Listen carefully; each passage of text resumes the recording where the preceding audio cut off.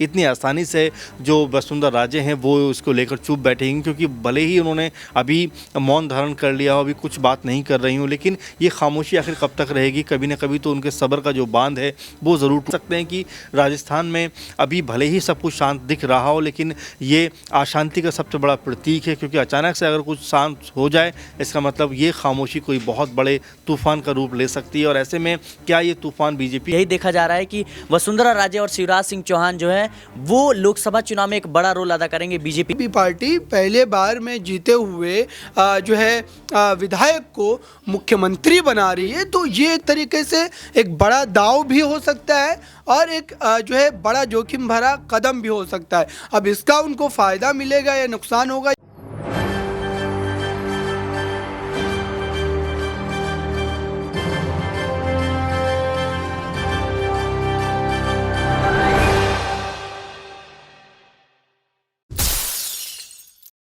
अशोक गहलोत का एक पुराना बयान काफ़ी चर्चाओं में देखा जा रहा है कि अगर आप राजनीति में हैं और शांत हैं तो आप एक मंझे हुए कलाकार हैं। ये बयान वसुंधरा राजे पर कहीं ना कहीं सटीक बैठते हुए नजर आते हैं, क्योंकि वसुंधरा राजे अभी शांत है।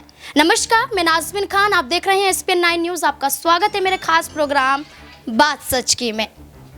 राजस्थान में नए मुख्यमंत्री का ऐलान हो जाता है। भारतीय जनता पार्टी एक ब्राह्मण चेहरे को मुख्यमंत्री के तौर पर उतारती है, भजन लाल शर्मा, और उसके बाद वसुंधरा राजे का क्या होगा, ये सवाल उठते हुए नजर आ रहे हैं। जिस बयान की चर्चा मैंने पहले की, वो बयान अब वसुंधरा राजे पर जो देखे जा रहे हैं उसके उलट एक और बयान यहाँ पर उठता हुआ नजर आता है कि अगर आप कब तक यहाँ पर शांत रहेंगे, कब तक आप सब्र यहाँ पर करते हुए नजर आएंगे, तो वो सब्र का बांध वसुंधरा राजे का क्या टूटता हुआ नजर आएगा।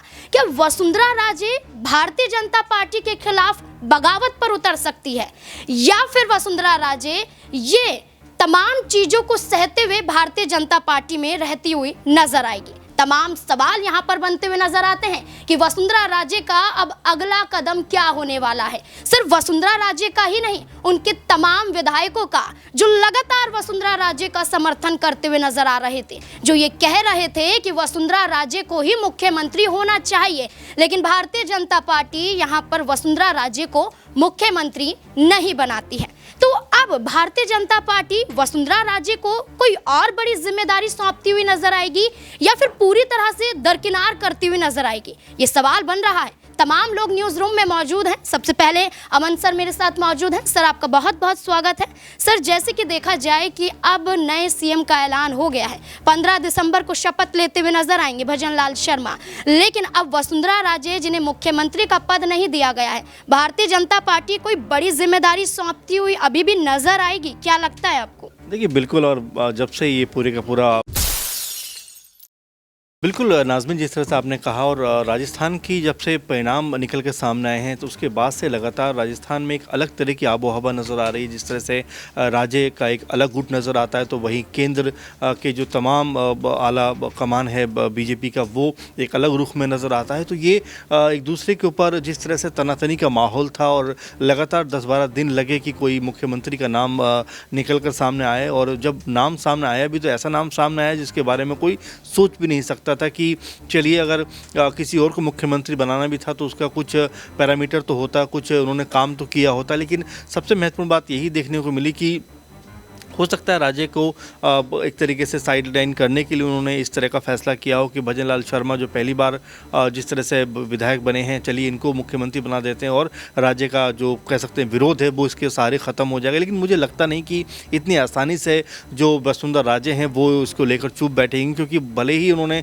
अभी मौन धारण कर लिया हो, अभी कुछ बात नहीं कर रही हूँ, लेकिन ये खामोशी आखिर कब तक रहेगी। कभी ना कभी तो उनके सब्र का जो बांध है वो ज़रूर टूटेगा और इसको लेकर वो मुखर होती हुई नजर आएंगी। अब ऐसा ना हो कि वो लगभग 2024 का चुनाव है उसके आसपास कहीं ऐसा कुछ करती हुई नजर ना आए जिससे बीजेपी को सीधे तौर पर नुकसान हो। और वहीं अगर मध्य प्रदेश की बात करें तो जिस तरह से लगातार शिवराज सिंह चौहान के प्रति लोगों का जो प्यार उमड़ रहा है और जिस तरह से लोग उनके लिए हुजूम की तरह से उमड़ कर उनके साथ में चलने का प्रयास कर रहे हैं, तो ये बता रहा है कि किस तरह की लोकप्रियता उनकी मध्य प्रदेश में थी। और वहीं राज्य का जिस तरह से देखने को मिल रहा है कि लगातार उनका जो वर्चस्व है वो कितना ताकतवर है कि उनके प्रति जो उनके विधायक है उनका लगाव किसी भी कह सकते हैं लेवल पर ख़त्म या कम होने का नाम नहीं ले रहा है। तो इससे आप समझ सकते हैं कि राजस्थान में अभी भले ही सब कुछ शांत दिख रहा हो, लेकिन ये अशांति का सबसे बड़ा प्रतीक है, क्योंकि अचानक से अगर कुछ शांत हो जाए इसका मतलब ये खामोशी कोई बहुत बड़े तूफान का रूप ले सकती है। और ऐसे में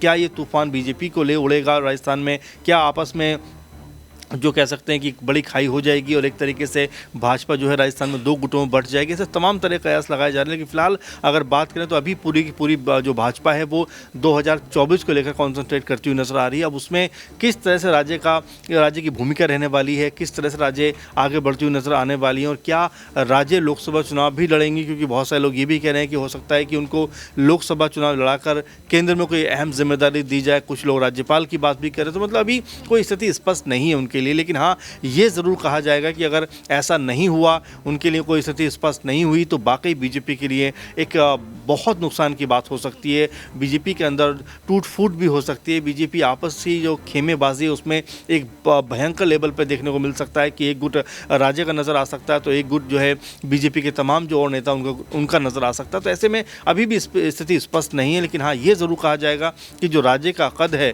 वो इतना ज़्यादा ताकतवर है कि उसके सामने बीजेपी भी हुंकार भरने में असमर्थ रही है। और अभी भी राज्य का जो कह सकते हैं कि वर्चस्व है उसको आप ये नहीं मान सकते कि वो कहीं से भी कम हुआ है या कमज़ोर हुआ है। जी बिल्कुल, यहाँ पर कयास तो यही लगाए जा रहे हैं कि लोकसभा का चुनाव भी लड़ सकती हैं, राज्यसभा सदस्य भी बन सकती हैं, तमाम यहाँ पर चीज़ें उठती हुई नजर आ रही हैं। लेकिन अगर ऐसा नहीं हुआ तो क्या होगा, ये सवाल बनता हुआ नजर आता है कि अगर ऐसा नहीं हुआ तो क्या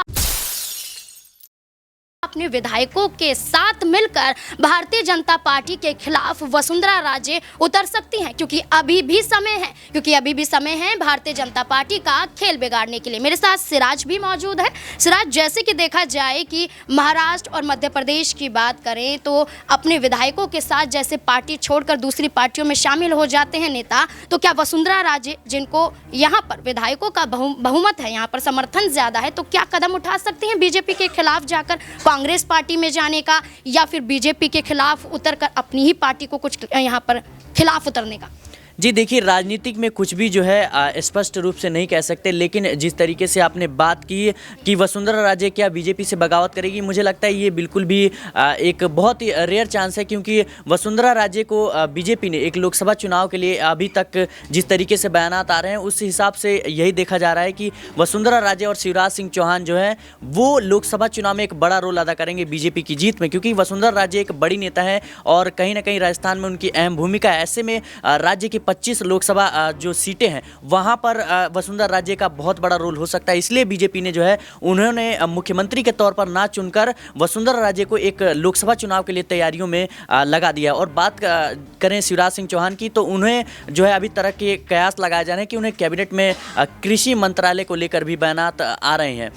लेकिन जिस तरीके से अभी तक के हिसाब से देखें तो वसुंधरा राजे जो है वो बीजेपी से बगावत नहीं कर सकती, क्योंकि यही वो वजह है कि बीजेपी ने लगातार इतने दिनों का समय लिया सीएम चेहरे को घोषित करने में।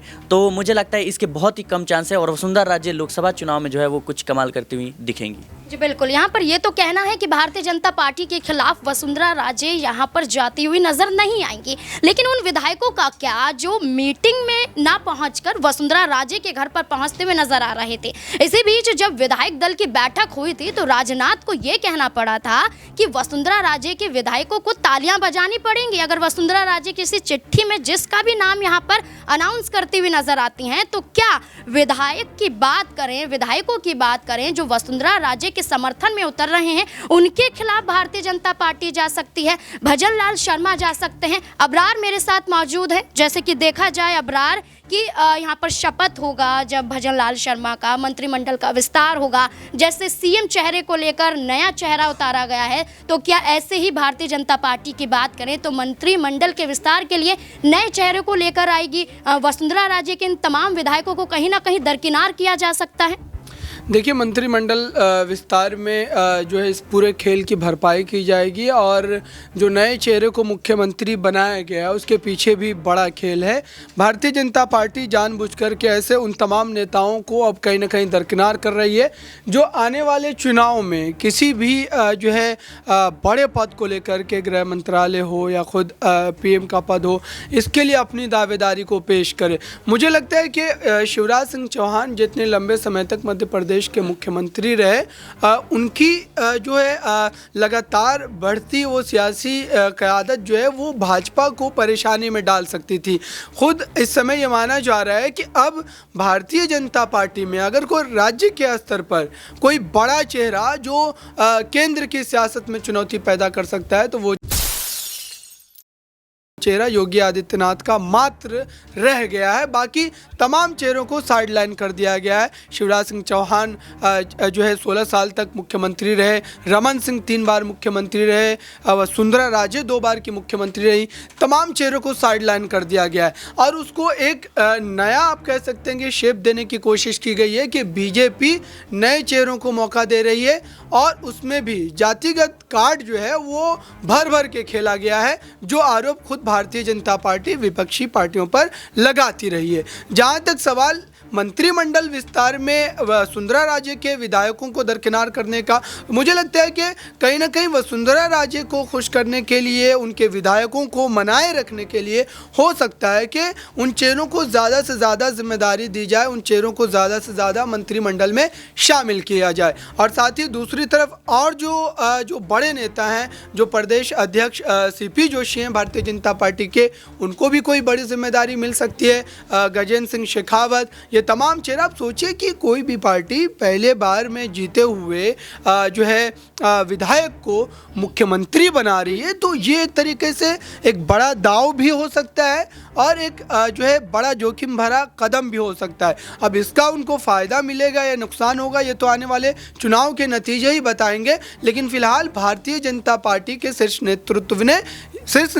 नेतृत्व से मतलब आप ये समझिए कि अमित शाह और प्रधानमंत्री नरेंद्र मोदी ने एक बड़ा परिवर्तन किया है।